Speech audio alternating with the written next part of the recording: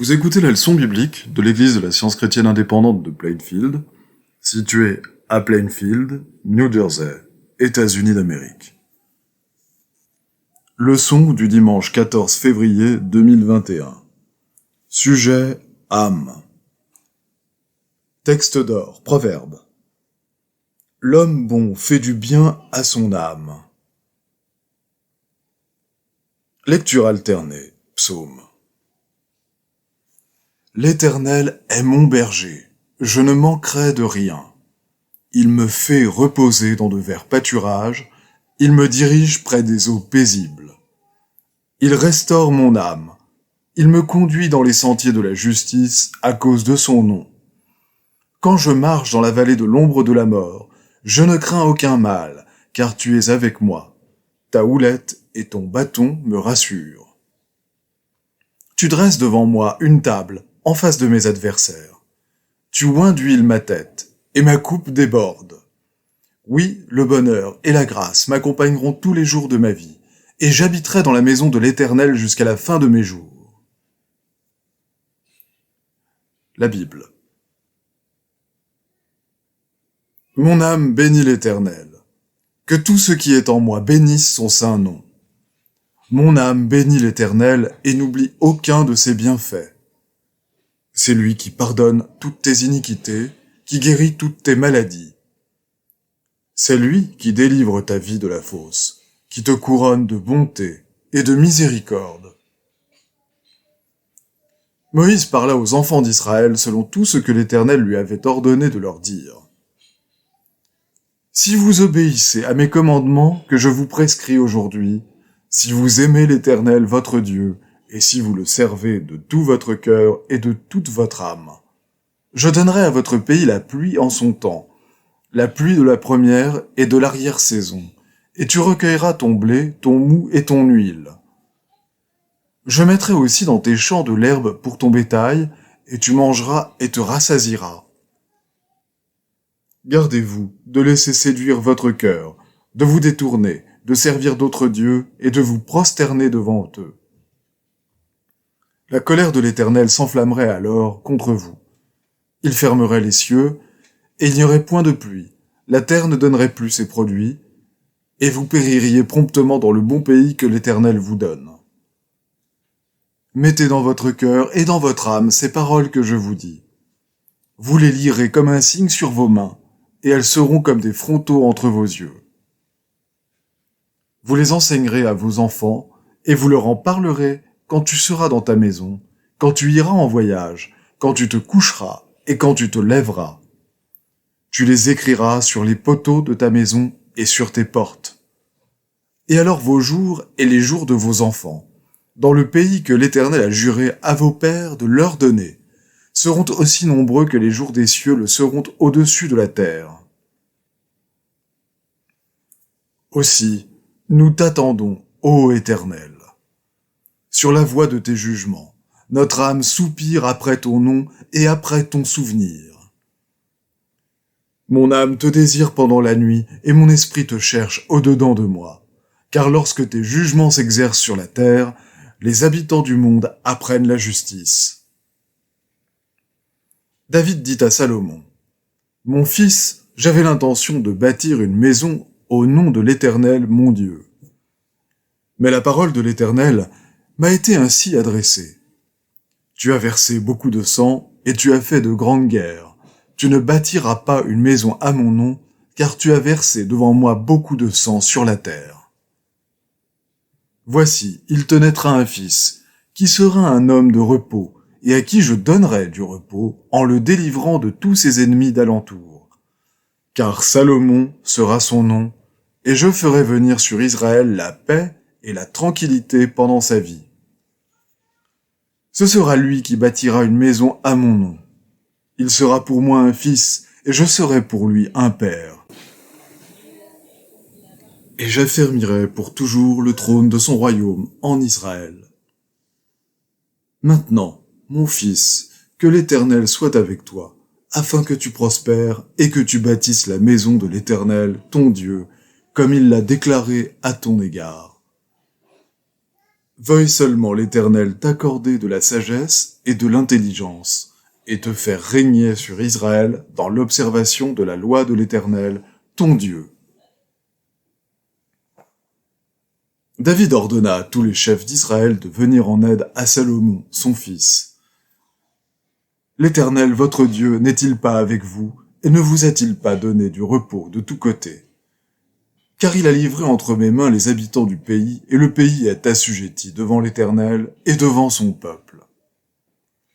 Appliquez maintenant votre cœur et votre âme à chercher l'Éternel, votre Dieu. Levez-vous et bâtissez le sanctuaire de l'Éternel Dieu, afin d'amener l'arche de l'alliance de l'Éternel et les ustensiles consacrés à Dieu dans la maison qui sera bâtie au nom de l'Éternel.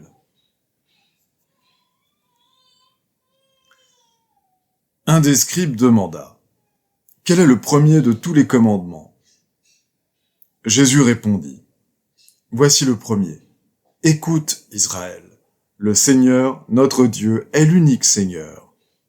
Et tu aimeras le Seigneur ton Dieu de tout ton cœur, de toute ton âme, de toute ta pensée, et de toute ta force. Voici le second. Tu aimeras ton prochain comme toi-même. Il n'y a pas d'autre commandement plus grand que cela. » Le scribe lui dit: « Bien, maître, tu as dit avec vérité que Dieu est unique et qu'il n'y en a point d'autre que lui, et que l'aimer de tout son cœur, de toute sa pensée, de toute son âme et de toute sa force, et aimer son prochain comme soi-même, c'est plus que tous les holocaustes et tous les sacrifices. » Jésus, voyant qu'il avait répondu avec intelligence, lui dit: « Tu n'es pas loin du royaume de Dieu. » Je me réjouirai en l'Éternel. Mon âme sera ravie d'allégresse en mon Dieu, car il m'a revêtu des vêtements du salut. Il m'a couvert du manteau de la délivrance, comme le fiancé s'orne d'un diadème, comme la fiancée se pare de ses joyaux.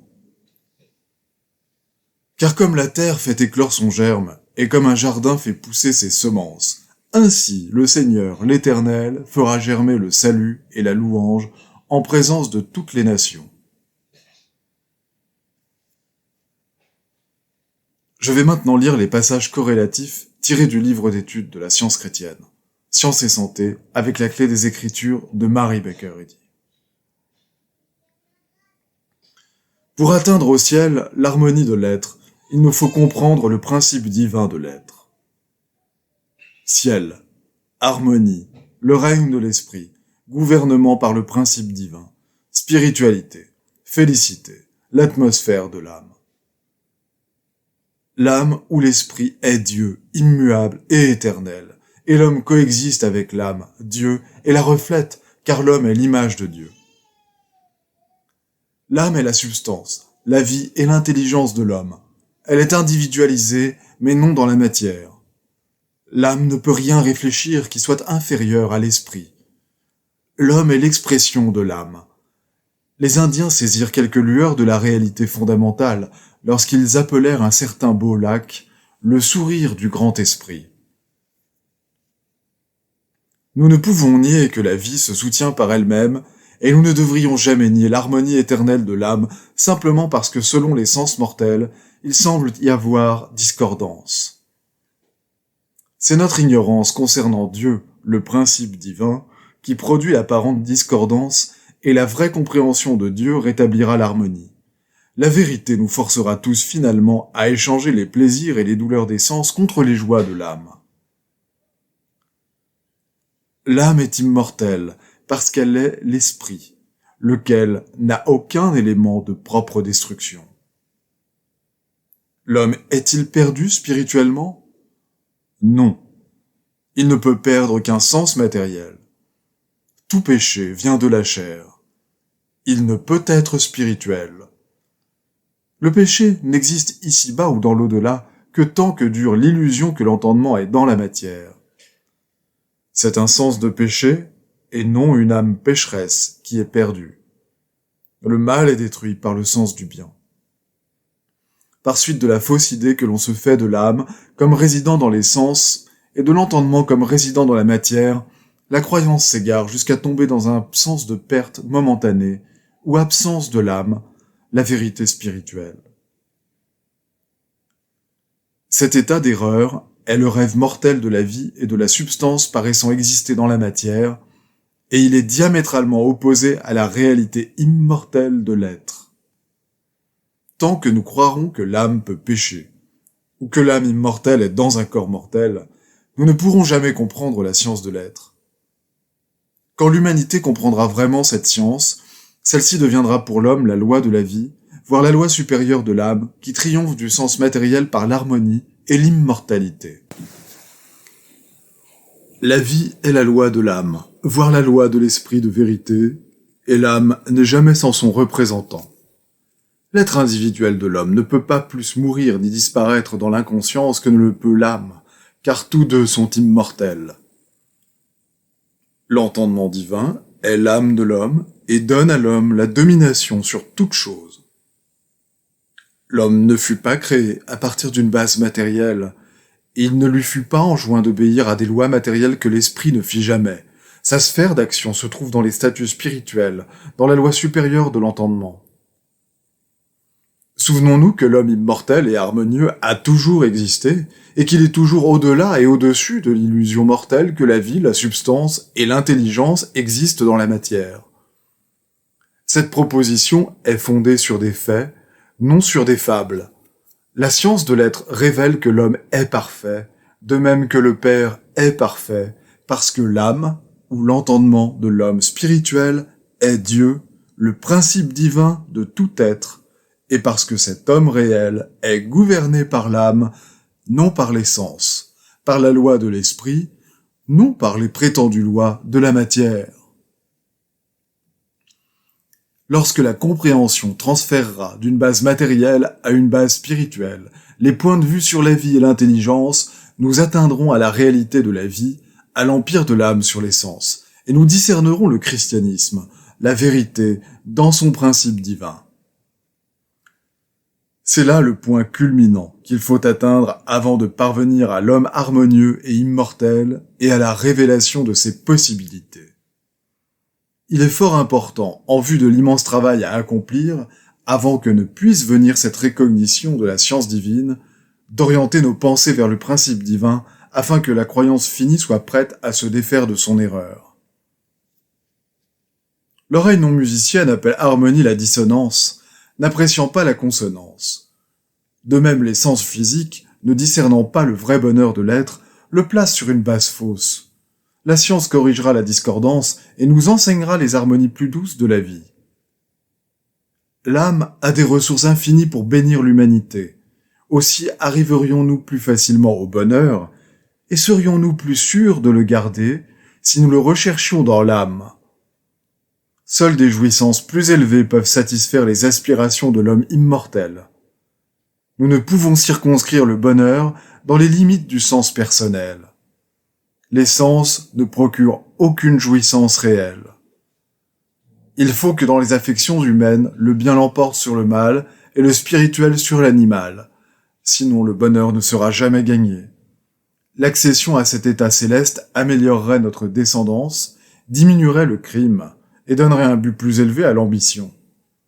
Toute vallée de péché doit être comblée et toute montagne d'égoïsme abaissée afin que le chemin de notre Dieu soit préparé dans la science. Sachant que l'âme et ses attributs sont pour toujours manifestés par l'homme, le maître guérit les malades, donne à la vue aux aveugles, l'ouïe aux sourds, la marche aux boiteux, mettant ainsi en lumière l'action scientifique de l'entendement divin sur les entendements et les corps humains, et donnant une meilleure compréhension de l'âme et du salut. Aimes-tu le Seigneur ton Dieu, de tout ton cœur, de toute ton âme et de toute ta pensée? Ce commandement renferme beaucoup, même le renoncement à toute sensation, affection et adoration purement matérielle. C'est là l'Eldorado du christianisme. Ce commandement implique la science de la vie et ne reconnaît que l'autorité divine de l'esprit où l'âme nous gouverne et où il n'y a ni sens matériel ni volonté humaine. L'homme est harmonieux lorsqu'il est gouverné par l'âme. Les devoirs quotidiens de Marie Baker Eddy. Prière quotidienne. Il sera du devoir de tout membre de cette Église de prier chaque jour.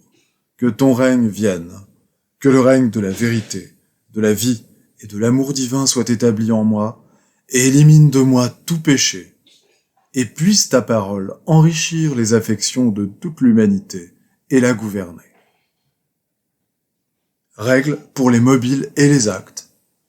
Ni l'animosité, ni un attachement purement personnel ne doivent déterminer les mobiles ou les actes des membres de l'Église mère.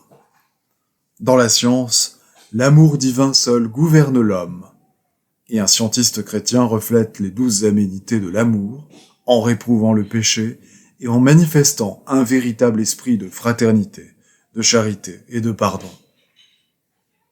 Les membres de cette Église doivent journellement veiller et prier pour être délivrés de tout mal, pour ne pas prophétiser, juger, condamner, conseiller, influencer ou être influencé d'une manière erronée. Vigilance face au devoir. Il sera du devoir de chaque membre de cette Église de se défendre journellement contre la suggestion mentale agressive et de ne pas se laisser entraîner à oublier ou à négliger son devoir envers Dieu, envers son leader et envers l'humanité. Par ses œuvres, il sera jugé et justifié ou condamné.